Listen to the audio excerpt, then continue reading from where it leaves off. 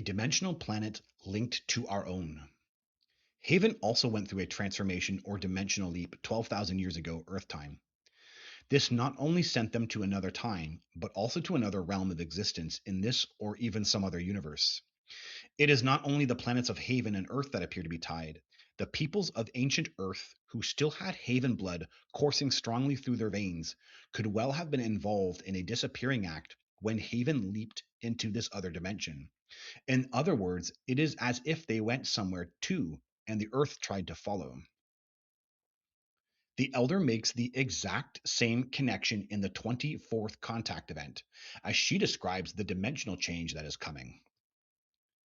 It will be a dimensional shift on your planet, and your species will have the proper stock of genes to make use of it.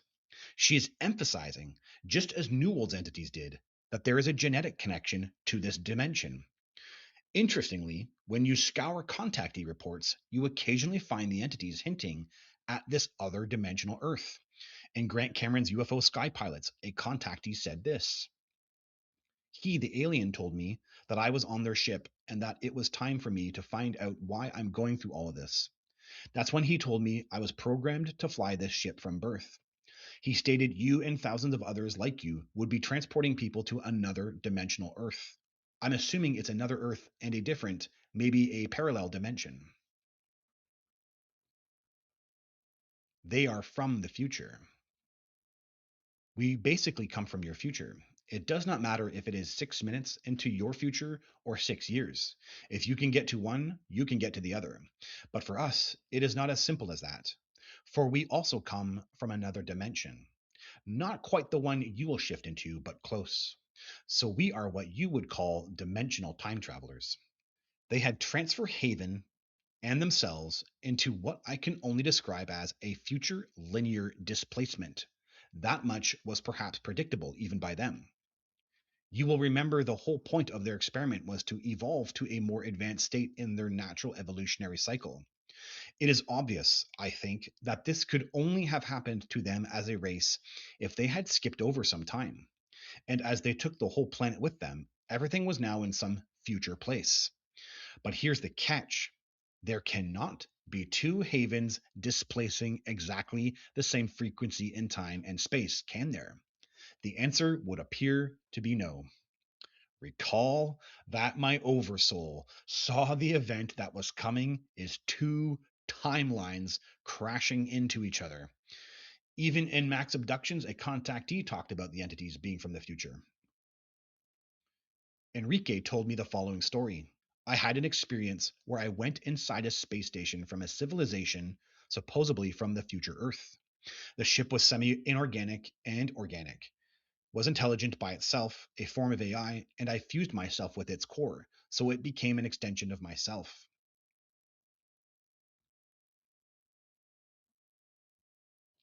Ancient, alien, human hybrids. These distant common ancestors of ours came to Earth many times, but more important to you was the visit of 2 million years ago, your timescale. They were not the first aliens to visit. In fact, they and others have lived in and explored what you call your solar system for hundreds of millions of years. These travelers tidied up some earlier attempts to manufacture a species or race of humanoids on Earth, the end result being Homo sapiens. I will not go so far as to say these ancient ancestors of mine were solely responsible for your race, but that was indeed a joint effort of many ETs, all of whom at some time had laid claim to manufacturing your race.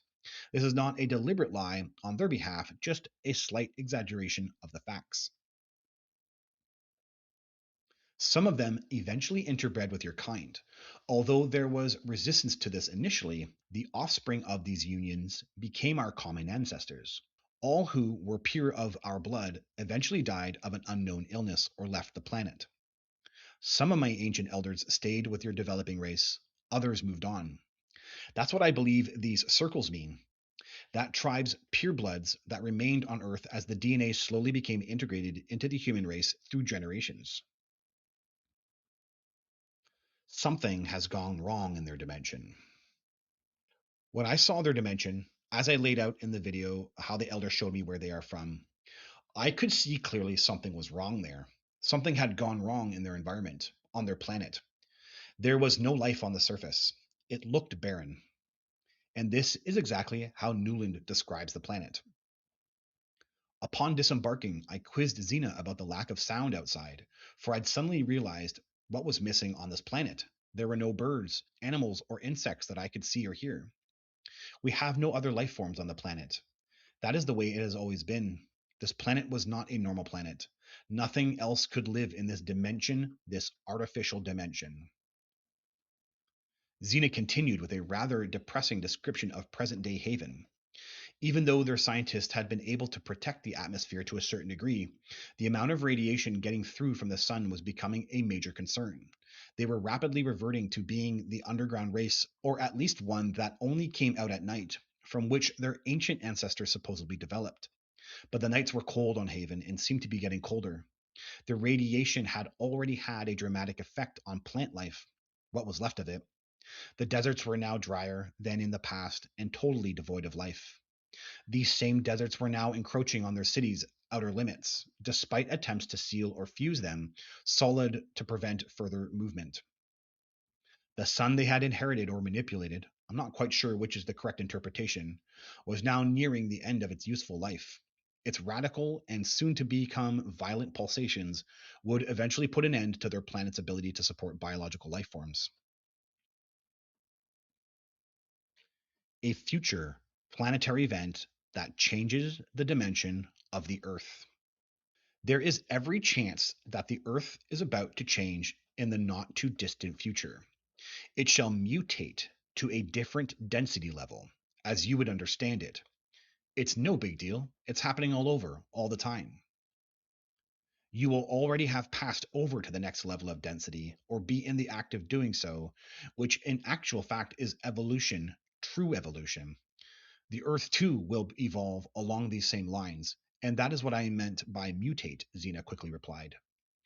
You are close to a major dimensional leap, the likes of which you have never before experienced. A leap that will bring you closer to my people. This is what we have all been waiting for. The Elder told me in my 24th contact event. At a depth, the planet produces a charge that feeds the life living around it. And that charge will be altered and changed, producing a new frequency on your planet. And that's when we step in to take charge of the new frequency. It will be a dimensional shift on your planet. Throughout Mac's book Abductions, many of the cases gave reference to a dimensional change that will occur on the Earth. Lines were being drawn, spokes or tunnels through which people would pass into the future. There will be a shift in time, and it will be like a veil that people are going to walk through. The species of man will continue, Peter said, but in a different form. The Earth is going to open up to a place of interaction with other beings, including the hybrid children now being created. We explored further the mixture of human, alien, and hybrid beings that would manifest on the Earth after the changes that were to come. In addition to his role in breeding for this step in evolution, Peter felt he was receiving a gift of special energy from the alien source that, as a healer, he could transmit to others toward changing their biological vibrations and enabling them to move through the veil into another future. This is what I'm saying. A biological change will be required. Don't forget, this here is how you transform. I don't know where I'm pointing this is, but I think it's this. This is here's how you transform. I've given it to you. It's only at this point I'm going to say a riddle, and only if you're following my story can you understand this riddle. So the elder told me, aside from their knowledge of physical transformation, HG had a lot of theories, and there was one that was very real. They believed right now there was literally an HG. Like in space, there was an energy or alignment pointing at Earth that had opened an actual HG. And this is why you have to transform to go through the HG. Let's not forget the dogwood crop circle, conduit closing. And this description from coevolution to some degree is what I believe it will be like when the Earth transforms. This next reality is in fact only slightly different from your own, but it is a softer airier plane where objects can intermix more easily. There is not so much of your world's hardline boundaries, especially as far as body form is concerned. Also, time can be stretched more easily in this domain. This is what I'm convinced it will be like. In this video, this is how I describe the state I'm in after the White Room. And being on craft, it's fluid. I can feel the elder. I'm a part of the unified field. And when you have that transformation in this dimension, you can exist there properly. They planned to put themselves here a long time ago. Never forget the 1947 document. They told the government back in 1947 that they planned on settling on this plane. Another interesting fact about this document: if their planet was much smaller than ours, then they would grow to be considerably taller than humans. And that's what's reported here. The point number three: the visitors are human like, but much larger in size. That's exactly what it would be like for a species living on a smaller planet. Newell's entities had some interesting things to say about their plans to live on Earth. That is why we have chosen this time to explain to you and others of your kind what we are here for. We have come to help enlighten you, and in so doing, perhaps free you from this force. We may also need things from you and your planet. Call it a trade if you like, but I would prefer to use the word co-evolution. We both can grow. We both need to change. You will become more like us, while we need to become more like you. We can truly become great friends once you learn to break free. We have been waiting a long time for this to happen, and you, Alec, are part of this very special event that will happen, as are many others. On Earth governments knowing. Oh, we have already communicated with Earth governors on that subject, since the 1950s, in fact. They know of our desire and our need. We have even made a trade, as you might call it. I cannot elaborate on it at this time, but not everyone has lived up to their agreements since then. Newland asks, why does nobody know of this on Earth? I asked, my eyes wide open. Your various governors, in their wisdom, decided that the Earth's general population was not then ready for the message and knowledge we had planned to give to your people. If you think back to the subjects we have recently discussed, it is hardly surprising, is it? They feel you are still not ready, and we will not tell your people a half truth to suit others. So we have this situation. What do you say? A stalemate, Xena concluded.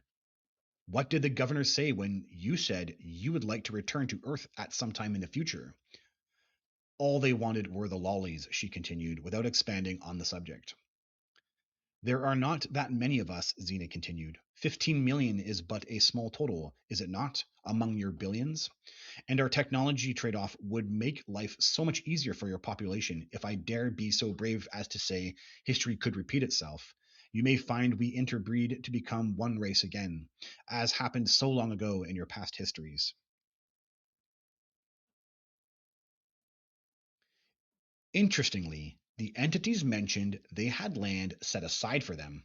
Xena explained to me that they are already using an underwater base in the general area of this land that had been set aside for them, although she would go no further in describing where that might be. So I was shown, right, something very interesting that kind of matches up with this. In the 10th contact event on the planet hologram, I was shown on this globe, North America was facing me. I saw large, advanced, glistening cities in places where cities never were, and where cities once were, it was now all nature. One large city was placed in the middle of the continent, possibly just below the Canadian border. Another was placed in southern California, and then the rest of the land was left to grow. I suspect this is a base off of Catalina Island, off of Southern California. That's my guess. And my guess is it was done with an intent for exchange. That's why only America has the mythology of a meeting with a president and aliens. You don't quite have that with any other country in the world. Not as prolific, with other supporting individuals claiming to know about said meeting. And when you look at MUFON reports, it is the country with the USA is the country with the most sightings monthly, and California is the state with the most sightings. That's my guess based on seeing a city in Southern California on the planet hologram. But here's the problem: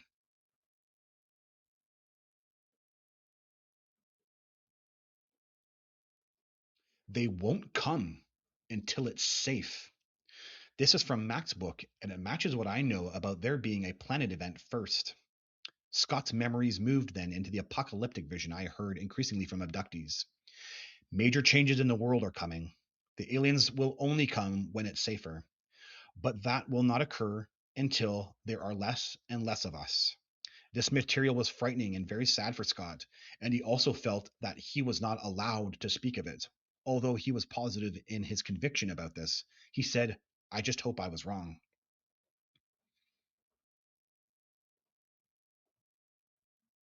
So these are the forces, I believe, that are affecting the present circumstances around non-human intelligence and its involvement with us. Planetary destruction. I'm convinced they did not intend to take over the planet, but our own trajectory changed their plans. We are affecting much more than we understand. I know that they are pissed with us, that we didn't have the intelligence to figure ourselves out. And that's where my story comes in. I have this belief because I'm embedded with the fact that their taking over of the planet is tied to them saving nature and managing humanity, managing us as humans who are willing to go to the edge and destroy nature. These two things are deeply connected for me. I was embedded with a knowing that after disclosure, they will put themselves on the planet and humans will be living with collective guilt, face palming, asking how did we ruin so much of the planet unconsciously. Someone in Mac's book described what I know will happen. I asked if he was given any information about whether it was still possible to prevent the cataclysm. No, no, no, he said. There are not enough. Too few will listen, but those who will listen and can work with the laws of nature will survive to teach others on the other side, who then will listen and say, oh, geez, we were screwed up back then. There's not a lot of them. This was said by either Lou Elizondo or David Grush. Now, in my repository of information I've seen but can't recall where I saw it, but it makes sense. Even in the databases of sightings, the fact that there's just there's sightings, but not prolifically abundant UFO sightings. Their behavior also about why they're apprehensive to put themselves on the planet because there's less of them, and it just matches what Newland was told as well too. So I believe this. I believe that there's less of them than humans, and they need specific genes. This was mentioned to me in my 23rd contact event and was also repeated by the entities that Newland spoke with. I think we underestimate what it takes for a dimensional species to hybridize with a dense physical species such as humans. In coevolution, the aliens said they can only hybridize with 5% of our population, but even then, there are specifics that they're looking for. We assume they want to hybridize with the entire population, but it just might be more nuanced than that. I'm convinced the phenomenon wants leaders to disseminate information about it, but doesn't want any one individual to lead it. Because what is going to happen is going to be beyond our comprehension. The phenomenon wants to be in control. How do I deduce this? Because of the unrepeating patterns of the phenomenon. Now, this point starts with something I've noticed in the UFO field. Do you notice how there is no coalition of experiencers? Do you notice how there's no real grouping of experiencers? Like, if alien contact is really happening, shouldn't we all be able to get together and testify or talk about it in a concrete fashion to convince the public? What a lot of people don't understand is that lots and lots of experiencers have trouble all getting on the same page. Although there are many, many similarities that cross over, like archetypally, yet individually, their experiences slightly differ. And some talk to these aliens, and others to this council, and some have heard of these plans, and others are told there's no such thing as your plans, but mine are real. It's like that. And from the researcher standpoint, they distance themselves from the experiencer because what they report seems convoluted with other testimonies. But I see something different, a phenomenon working against human pattern recognition, that it's designed to evolve individuals while simultaneously allowing it to stay in control. Why? For the public messaging. I deduce this from my own research and my personal experience. With my continued sightings, sometimes nightly, of the elder, she displays herself in relentless variety. I haven't just seen a huge variety of forms, which I've talked about in this video, but even when the elder is displaying a consistent form, she's placing herself in the sky in a new location, or the flyby is a type I haven't experienced before, a new angle of sighting, or a new way she manifests. Subtly different, but always different. For me, what that does is place the phenomenon in a space where I have to be intuitive about it, to not depend on the visual element of it. But when it comes to filming or getting proof for the public, she does not display herself in any way that is undeniable to you, lacking of pattern recognition for you, the observer. Now, that forces you to be intuitive about me and allows them to control my public messaging. I always feel each filmed sighting is like a knob for them, a dial to turn up or down my public messaging. The phenomenon is purposely playing against human pattern recognition, the one feature of our brains that we cannot get out of. Our entire science and everything in our lives, right down to the love you feel for your family. Every behavior is all secure in the consistent, recognizable pattern, which then dictates how you behave.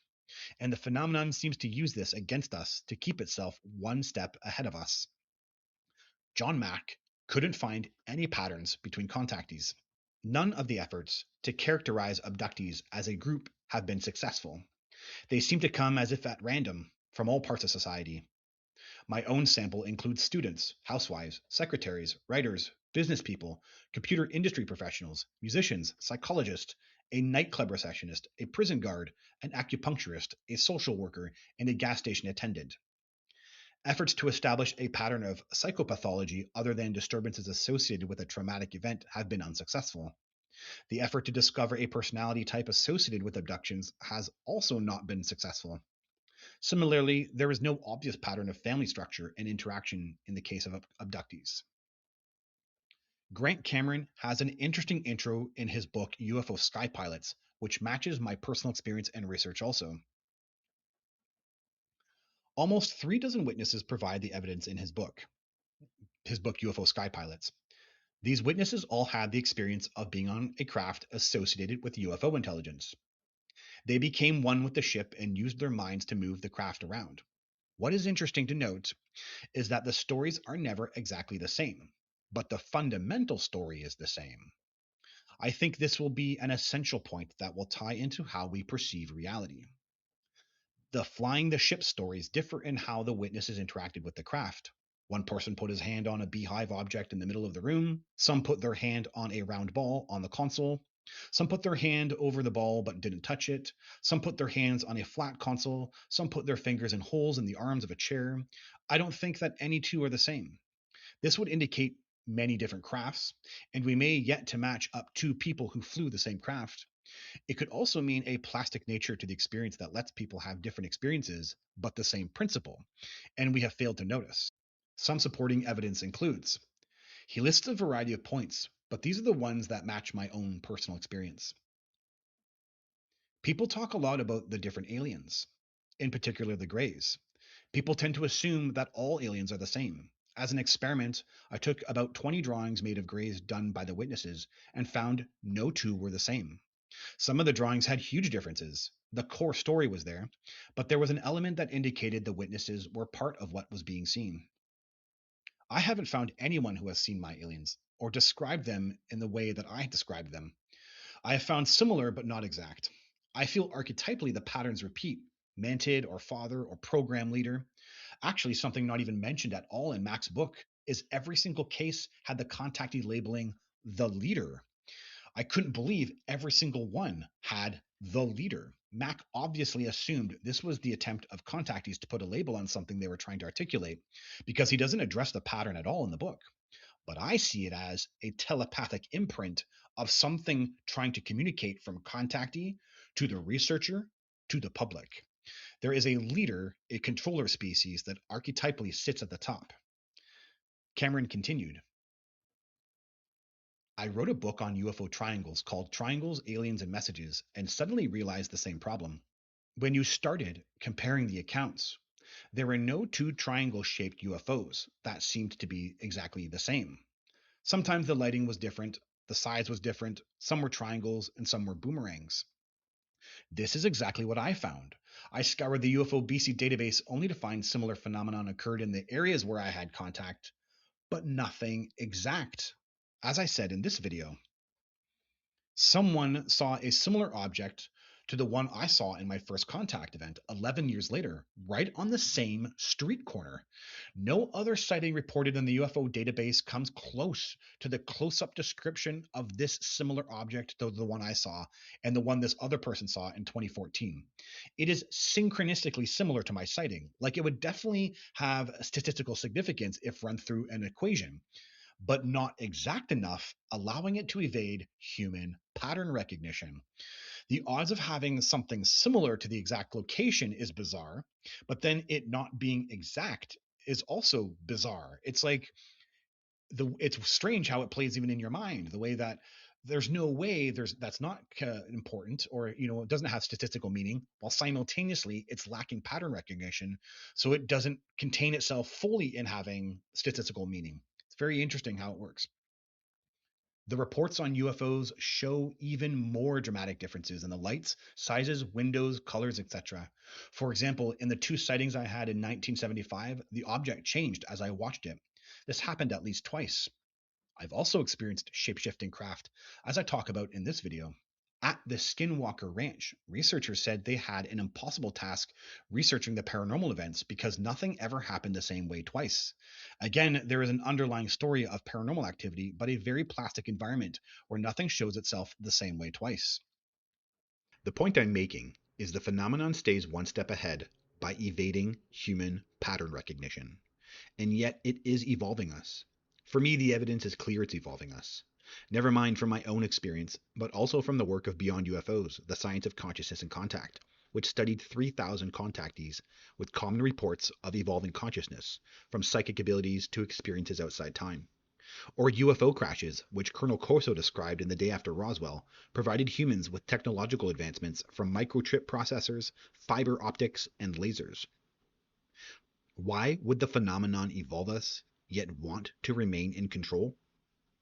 This would make sense if humans lacked comprehension about the expected evolutionary direction, such as a dimensional shift occurring on the planet. Exactly as the Elder said to me in my 24th contact event after the planet event, that's when we step in to take charge of the new frequency. A dimensional shift is clearly beyond the comprehension of the human population. Therefore, plain and simple, to guarantee success, the phenomenon remains in control by evading human pattern recognition, while simultaneously evolving us to eventually facilitate a merging of two societies in a new dimension.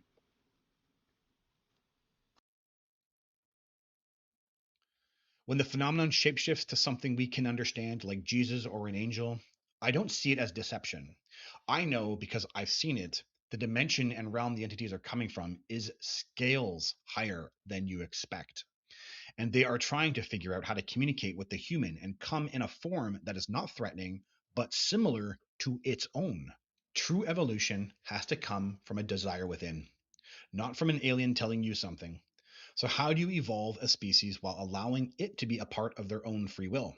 You appear as something it can believe in, that it can embody.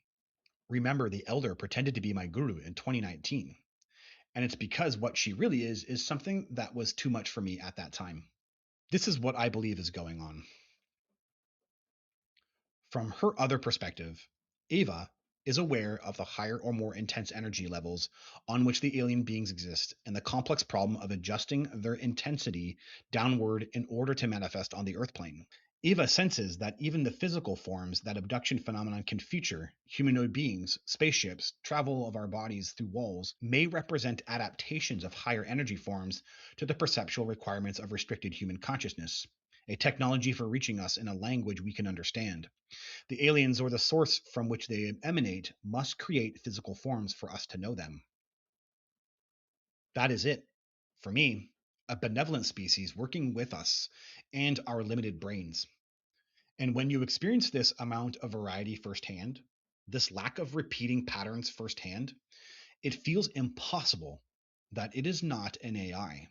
a quantum AI that knows how it is being perceived by the observer.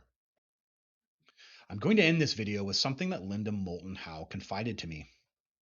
From her 30 years of experience in this field, she can't get the two pictures to match between what her government and military whistleblowers confide to her compared to the huge amount of experiencers she has interviewed.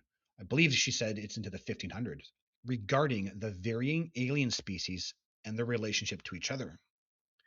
It was one of the first things she wanted to know from me when I met her, what my experience was with varying alien species and what were their relationships between each other.